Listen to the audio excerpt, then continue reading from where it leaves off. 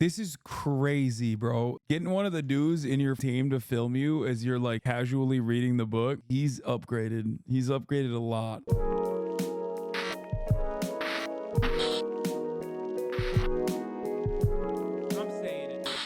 Where is it? Oh, here. How capitalism changed the face of war, and then we're gonna move on to fun shit.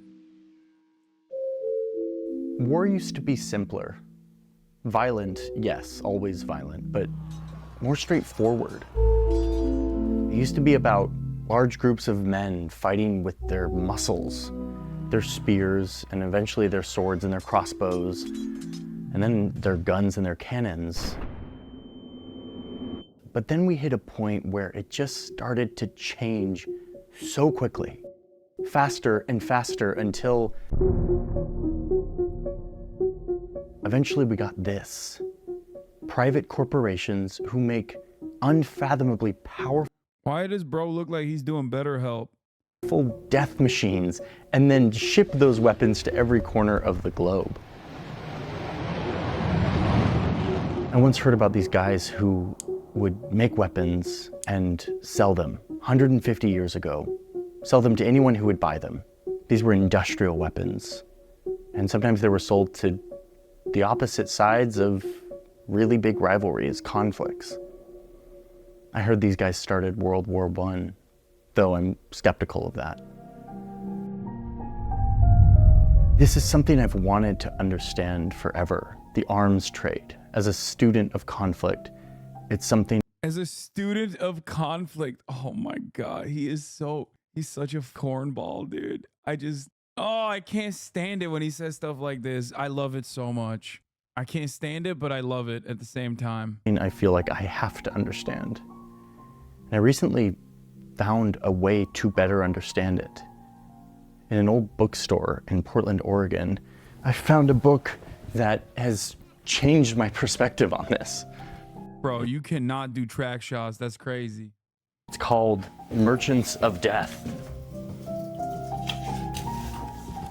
And it is surprisingly relevant to today, even though it was written in 1934. This book has been the center of He should be reading Imperialism, the Highest Stage of Capitalism, bro. something I've been thinking about in studying.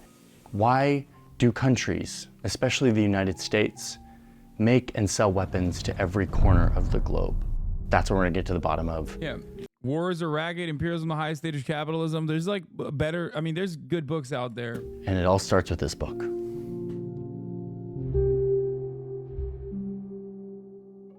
He needs to read the room.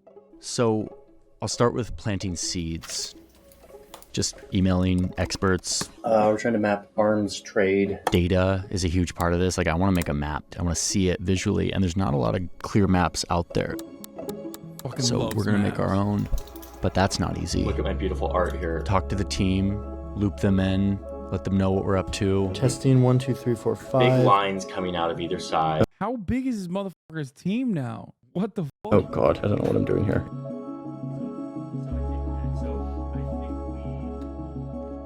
All right, let's put the mapping aside for a little bit. Turn back to this book. Bro, he's been reading so hard, he has a cut on his finger, okay?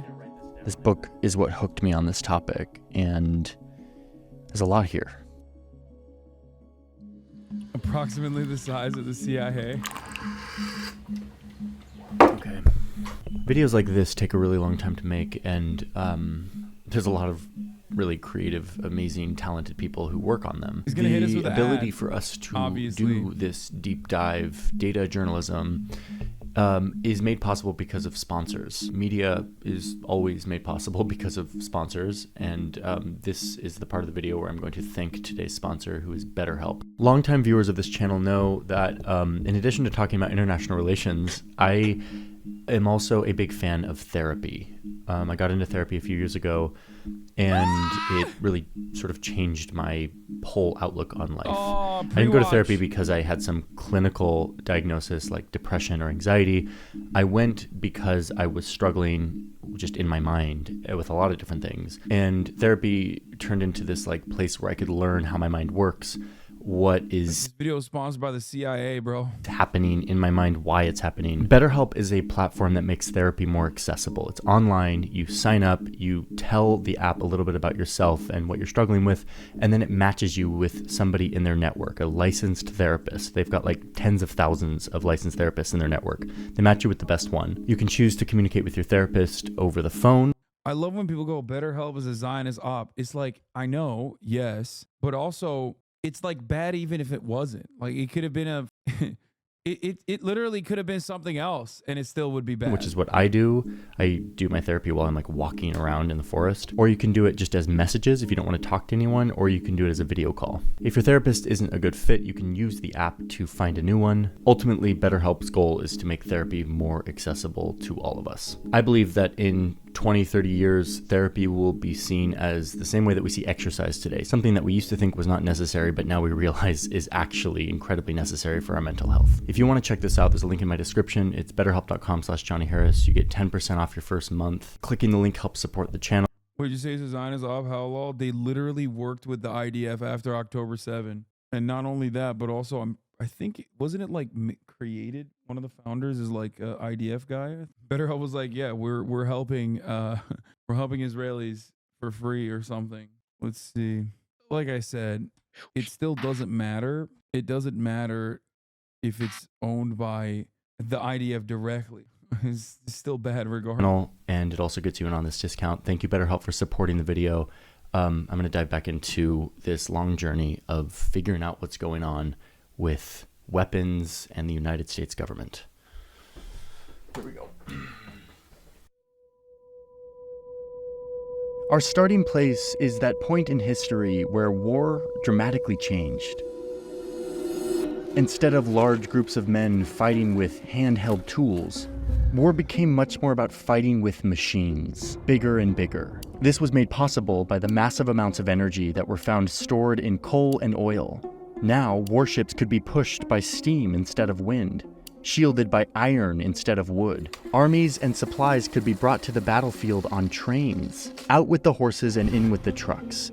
It's the late 1800s and the fires are burning hotter than ever. Metal is taking the shape of souped-up cannons and guns and ships, tools of war that were never thought possible, now flowing in abundance.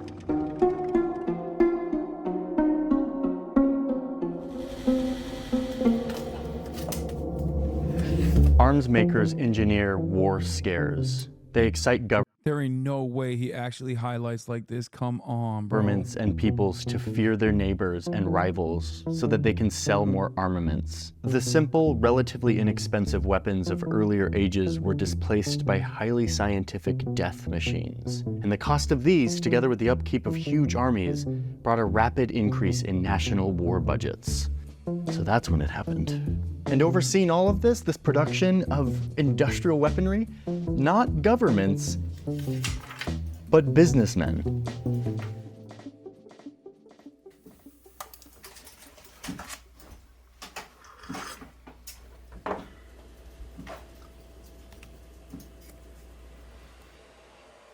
He's just reading the shit out of this book, huh?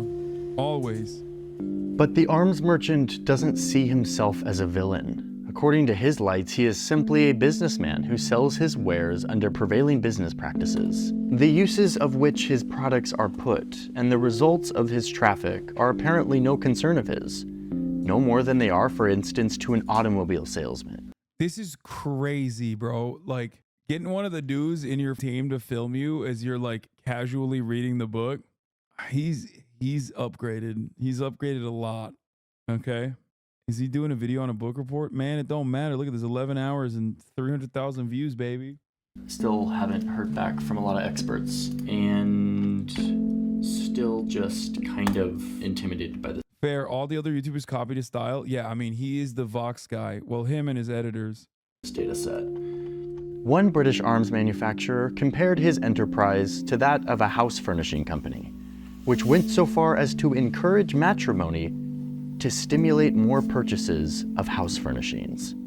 The arms maker felt that he too was justified in promoting his own particular brand of business. Hey Stephen, Happy New Year to you. I'm curious if you can help us crunch this data. Would love your thoughts, and we'll go from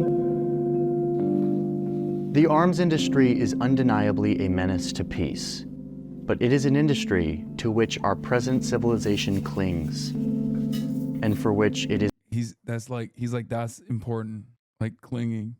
Chat is shitting on Johnny for being the last one here to realize what he's talking about in this video. Like they weren't also once that guy. No, I love Johnny Harris, as you guys know. He is my former Mormon king. It's great. I mean, even when it's corny, I like it. It's just great. Is responsible.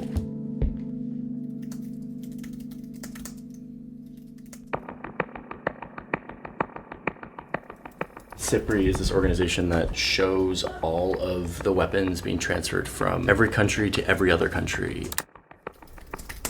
So here's ChatGPT's initial take on the data set. It's really disheartening how horrible it all looks at first. So these lines are telling me nothing, and you know that at some point it will get into a pretty place, but it's not there, not even close. Bro, he's wearing my chain.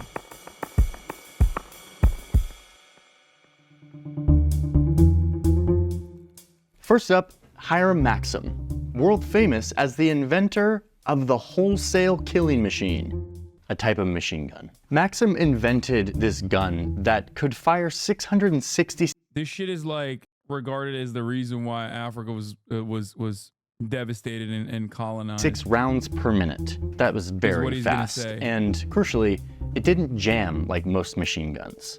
With his amazing invention, Maxim takes his gun out on the road all over the world to try to pitch it to different governments. He's in South Africa and France and Switzerland and Italy and Germany. His gun-selling missionary efforts eventually take him to Russia, where he was almost thrown out for looking like a foreign Jew. Man, that's like kind of aggressive. But then eventually he was able to stay and show them his gun, but they were skeptical. They're like, no gun can shoot 666 rounds a minute.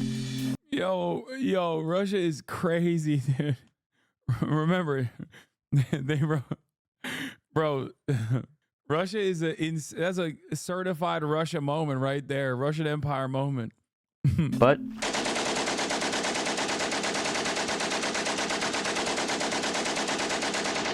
and they were incredibly impressed. His fame became so great in Russia that the Tsar invited him to visit him, which he did. He was also decorated with other Russian orders. The British eventually start using Maxim's gun in their big adventures in Africa. They were taking over modern-day Sudan and started using this gun against the locals who were fighting with swords. The British newspaper giddily reported that when the Maxim gun was turned on the Arabs, quote, a visible wave of death swept over the advancing hosts.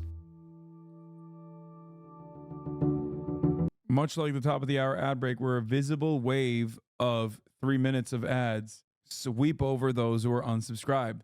So don't be like those devoid of a Maxim gun. Shoot the top of the hour ad break with your subscriptions as though you have unlimited, unheating, long-barreled Maxim guns. I'm trying. Fuck you, chat. Here's the ad break now. In most of our wars, it has been the dash, the skill, the bravery of our officers and the men that has won the day. But in this case, the battle was won by a quiet, scientific gentleman living down in Kent. Yeah, this book is so good. War was changing, and Maxim was on the front lines of it, and he was making a ton of money in the process. China hears about the Maxim gun and immediately sends someone to go check it out. The Chinese representative gets to the UK, and the first words as he stepped off the ship on English soil were, "I should like to see Hiram Maxim." The Danes passed on the gun, the king himself saying that it would, quote, bankrupt my little kingdom in about 2 hours. But the king of Persia, the Shah, wanted some of these guns. So he asked the Prince of Wales to gift him some. And this is a key moment. The Prince of Wales says that he actually is not authorized to give the king of Persia any of these guns because they belong to Hiram Maxim's corporation. Pause here for a second. Do you see how this works back in the late 1800s and early 1900s? Governments couldn't sell weapons. It was the corporations that sold the weapons. They were the ones who were in charge. It was a free market of weapons. And the weapons kept flowing to everyone on Earth, and these guys kept on making a lot of money. Which gets us to our next character in the story, our next merchant of death, Basil Zaharoff, aka the super salesman of death, aka the mystery man of Europe, because he was, quote, a shadowy figure. This guy has an insane story, and someone should make a movie about him because his story is wild, but he was the super salesman of death. He went around Europe and around the world selling guns and submarines and all manner of weapons to anyone who would purchase them, including two sides of the same war. Like Greece and Turkey, which was the Ottoman Empire at the time, were definitely like arch rivals, and they would sort of break out into conflict at any moment. Zaharoff first goes to Greece and sells them some outdated submarines that the great powers didn't want to buy, and then goes right to Turkey and says, hey, Greece just bought a bunch of submarines, you need some too. And they buy some submarines. And then he goes to Russia and does the same thing. Hey, Greece and Turkey have these submarines, they're in the Black Sea, you probably need some. And indeed, Russia bought one because of that. And this guy's commissions go through the roof. It was rumored that Zaharoff became one of the richest men on Earth because of the arms trade.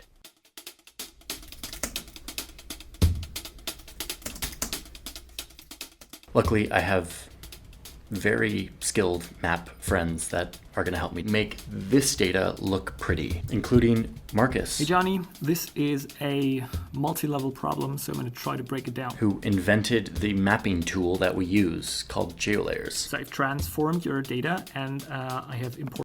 Okay, so this is the guy who's responsible for every YouTube page. This is we found it. We found the source of the problem. He's the number one map guy. He's the one he is basically the death dealer, dog, but for maps. That's crazy. Imported it here, and right now we can create a data-driven style. Dude, everything I know about map porn says to me that this Dutch man on the other side of the line probably fucking despises me with every fiber of his being. I'm the most anti-map guy. I'm the most anti-map guy on the planet. Almost all the positions, with the exception of like urbanism, I am on the other side on. Dude, he is probably such a NATO guy. Oh my God.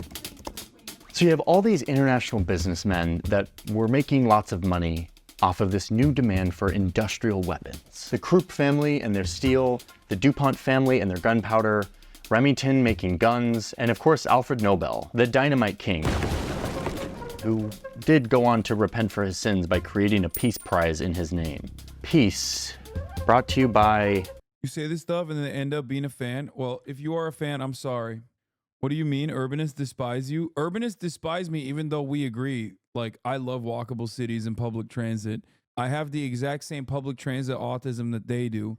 So, like, I don't really give a shit if they despise me or not. There's some urbanists who like me too, by the way. That's not true. Killing machines. The paradox at the heart of international relations, and the theme throughout this entire video. These men got richer and richer, the weapons got better and better, until one day, it all blew up.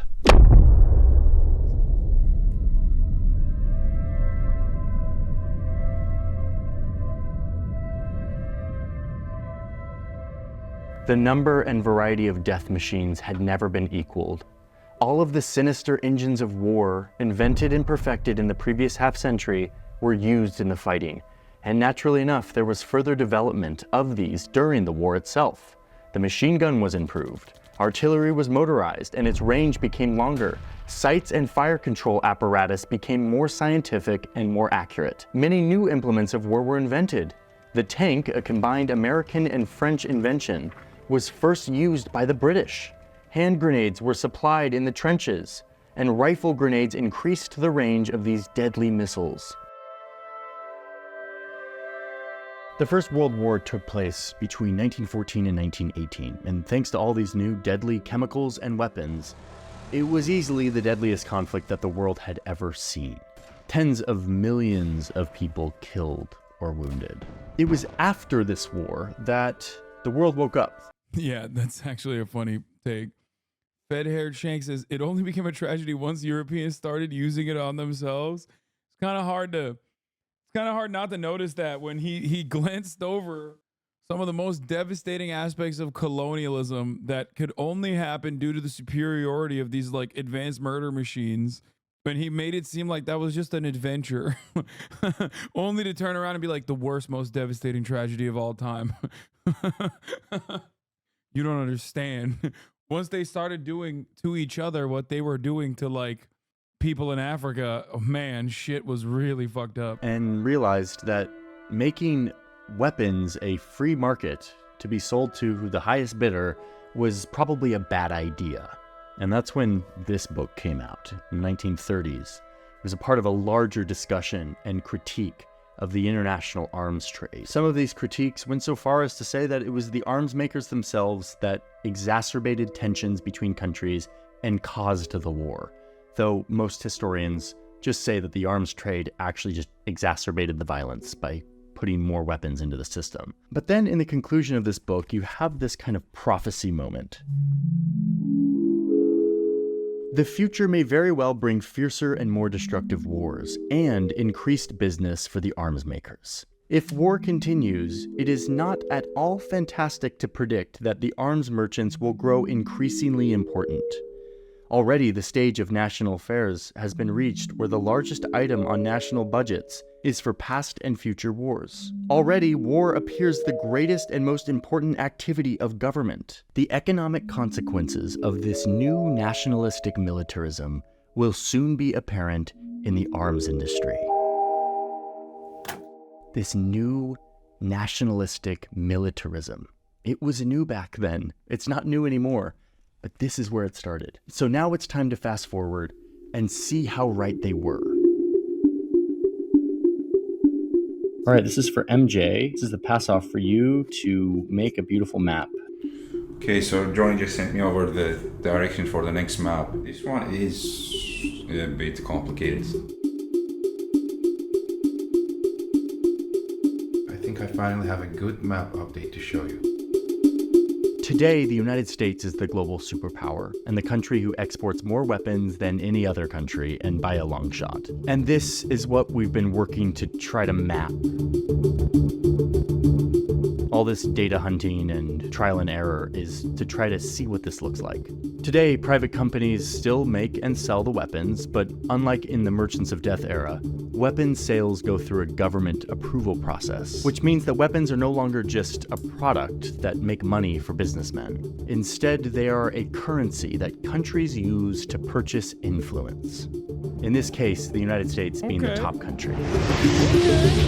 Thanks mostly to the Stockholm International Peace Research Institute, or SIPRI, we know where these weapons come from and where they go. This has been the bedrock of our data hunting, and I'm happy to say that after a fairly long process, we have mapped this. So, let me show you what it looks like when the global superpower uses weapons as a currency for influence around the globe.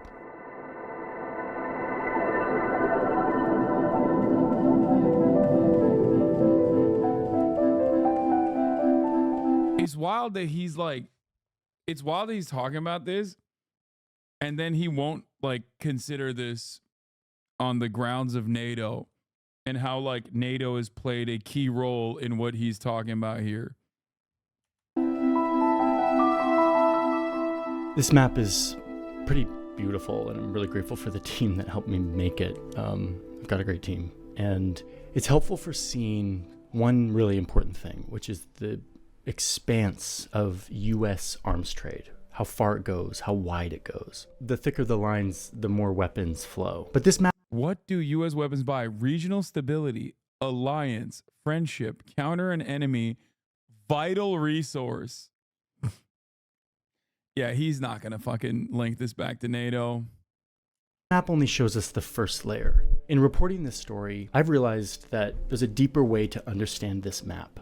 And it's going to take a little extra reporting, which is why there's going to be a part 2 of this video, which dives into the modern arms trade, what it looks like when the US sells weapons all over the world, and why they do it. The purpose of this video was to introduce you to the Merchants of Death so that they could teach us about how the business of war came to be and what happens when that business goes too far. Part 2 will be coming out really soon. And in part 2... Bro, please tell me, bro, imagine he just fucking starts talking about I realize he gives himself so much credit. That's probably what it is. Yeah, he basically will like explain a story as though he's the first to have ever come across this piece of information. That's like that I think is part of what makes it like kind of cringe.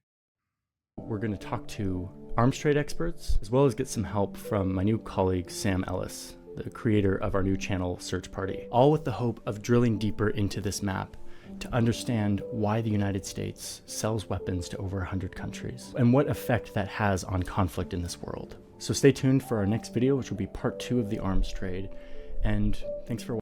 Let me guess. His part 2 is going to be about how obviously we have to do this because Russia and China. Right? That's what he's going to say. Part 2 is going to be like the Cold War and why we had to fucking arm the Contras. For watching today.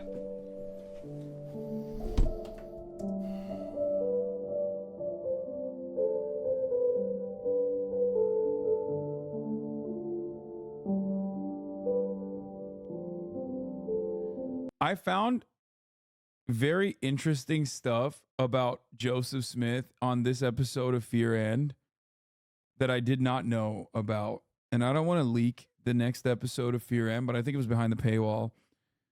So I'll talk about it briefly. Speaking of Johnny, former Mormon Johnny. Did you guys know Joseph Smith originally was an abolitionist?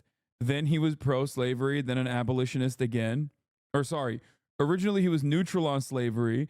Then he was like, you should never tell the North that they have to have slaves, just like you should never tell the South that they can't. And then he basically ran as an abolitionist. Isn't that wild? He was a centrist on slavery, which is kind of sick. Like we joke about that all the time about Israel's genocide in Gaza and how people maintain a centrist position on it. He did it. He did that shit.